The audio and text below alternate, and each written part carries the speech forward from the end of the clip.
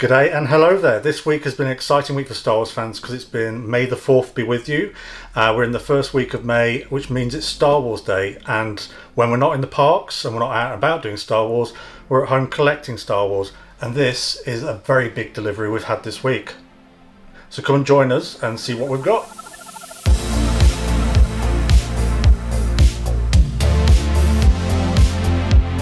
So yesterday, 2 days after Star Wars Day, we received our delivery of Star Wars goodies. We have not gone too far with the collectibles this year, but we did go for one big sort of purchase, and that's this one. It's the Disney Parks Kestis Lightsaber special edition, limited edition to 7,500, and it's been available on Disney Parks, so it's in the parks themselves, but also Shop Disney, both in the US and here in the UK, thankfully, and the Disney Store on London's Oxford Street.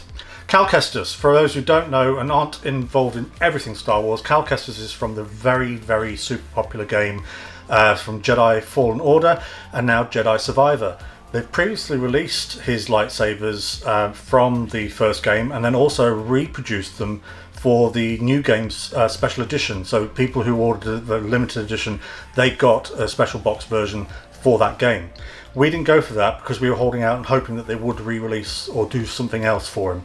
Hot Toys haven't released him, so the next best thing is lightsabers. So this is a Dok-Ondar limited edition, Disney Parks. So Dok-Ondar's is a shop, it's a den of antiquities in Star Wars Galaxy's Edge in both Walt Disney World and Disneyland in California, and they sell what they call legacy lightsabers. These aren't Hasbro. We've done Hasbro before. We had the Princess Leia one previously. Also have a link for that down below. So these are highly collectible. They usually do a run for a certain amount of time. They do tend to sort of take them out of action after a certain amount of time, but this one's going to be very popular, and I'm glad we managed to grab one. So we got this opened yesterday, arrived 2 days later, so it was a Saturday morning and bright and breezy. Quite a big surprise at how heavy it was, but easy to get into, well padded out. Well done Disney for doing that. Yeah, this is a heavy collectible. I was expecting it to be slightly heavy. We own double lightsabers before. Rob's got Darth Maul's, which is two giant hilts. When joined together with the sabers, they are quite weighty. But this, with the wooden box on top, similar to Ahsoka last year, which we'll also link down below if you haven't seen that one. That's a slightly different take on the collectibles from lightsabers from Dok-Ondar's. But yeah, this is a weighty bad boy, and it's very well made, it feels. First glances, it's got similar artwork to last year's Ahsoka. You've got Arabesh. Arabesh, for anybody who doesn't know, is the sort of the official language of the Star Wars universe, and this one says trust only in the Force. Yeah, they didn't do the Jedi's too well on that, but anyway, let's get this open and see what's inside. That again has all the graphics on the front, including the Jedi symbol. Nicely covered. It's not like got any exposed sort of wooden areas. Then you've got, because it's a limited edition, it's got a certificate of authentication, which also tells you what edition number you've got. We've got 4399. I was hoping for 66, but you know, you can't have everything out of 7,500. So that's sellotaped onto the protective sort of layer. I've been waiting to open this since yesterday, so I'm aching to see what's inside. So we've got padding, really firm foam padding, which is great. Similar to Kestis, in the game he basically can customize his lightsabers, so you collect things as you go along and you can basically select how you want your arrangement to go with the lightsabers, and they're trying to carry that along in this same vein. And again, it is a heavy bad boy. I've been told it's already got batteries inside, so that's a plus. However, one thing to note, if you haven't been to the parks and you aren't in the US, you're going to struggle to get the actual lightsabers, so the actual blades that go into the hilts. This is because you can buy them separately in the parks, however they don't sell them on Shop Disney in the UK.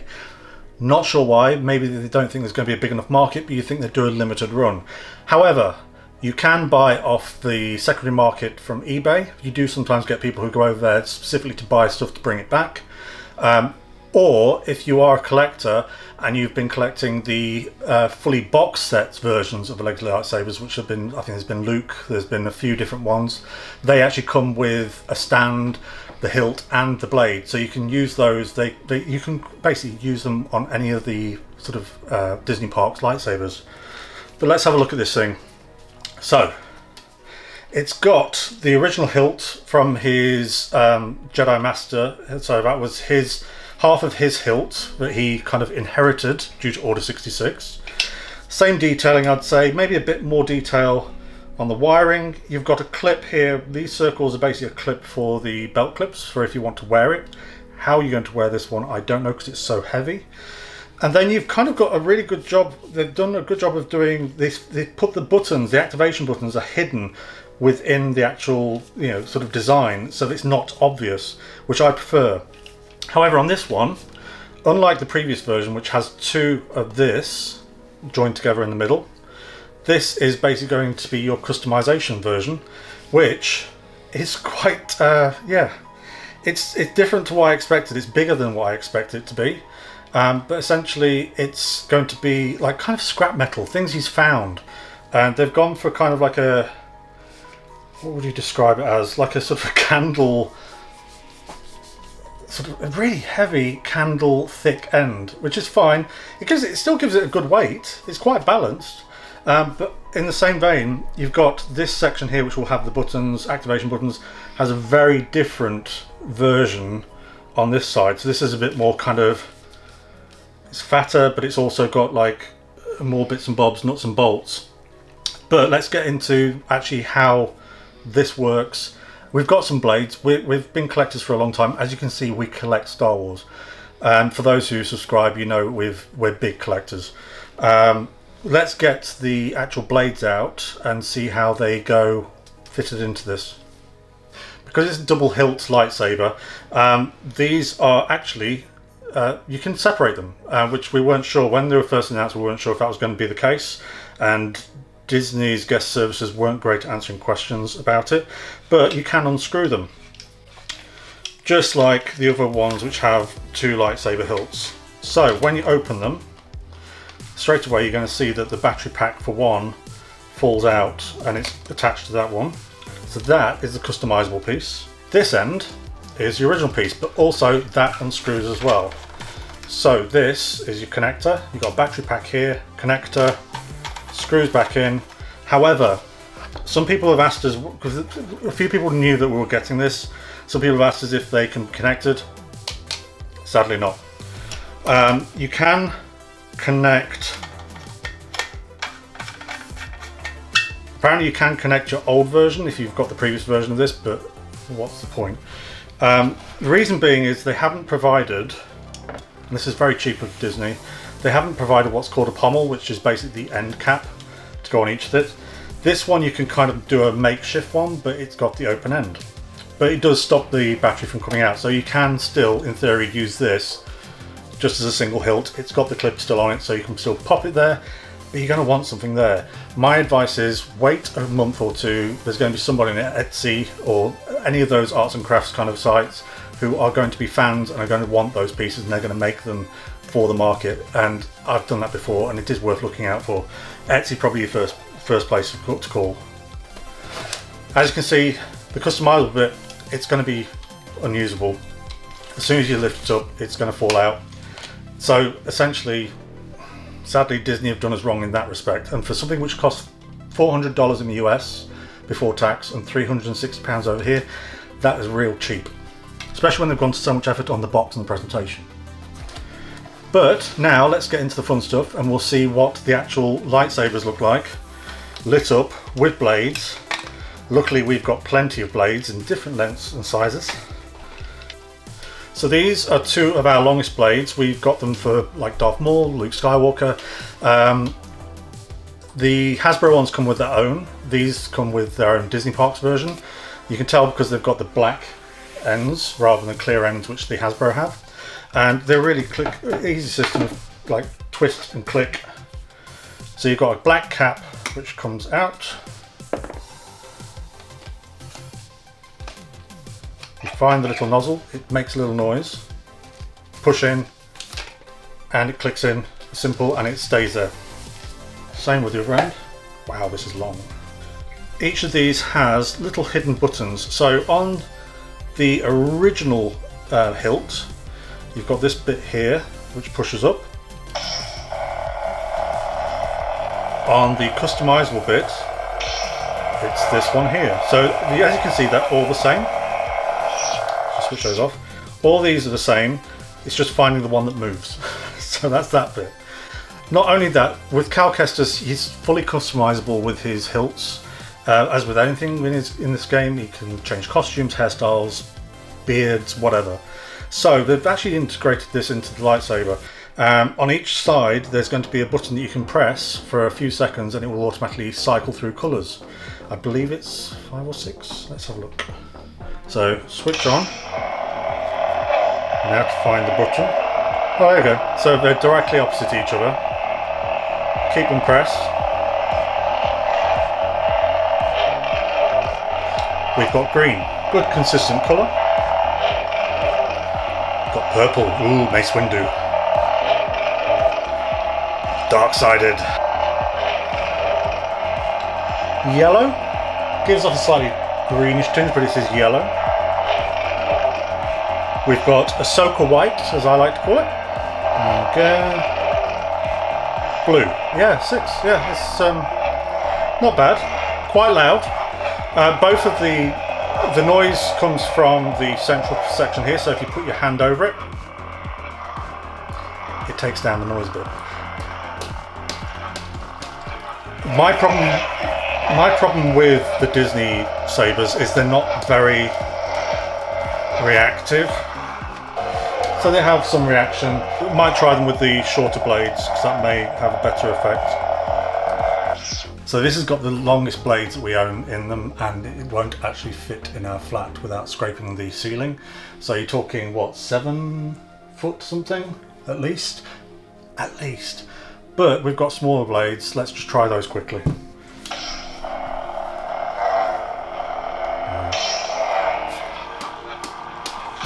It does react, but not as... It's very wobbly. Bear in mind, these are collectibles and not made for fighting, so if you are going to invest in these, don't use them for fighting, because there's third-party companies out there that make much better lightsabers for that. But another thing I didn't mention, you don't have to have them on the same colour, so you can alternate between, you can have one end green, let's go, whatever the next one is, purple. So you can alternate. That's a really nice touch. As we said earlier about the connector, and you can separate them, but you can't use them both. Let's just show you that so you know that it can actually work without. Yeah, you can. And it's actually quite a nice weight as well. So I'll be keeping an eye out. The only problem is the screw. This is one's got a male and a female end, so you're going to end up potentially have to buy 2 pommels that are very different to each other because they've got a different connection. So that's something to keep an eye out for when you do go looking on the sort of, you know, the craft market.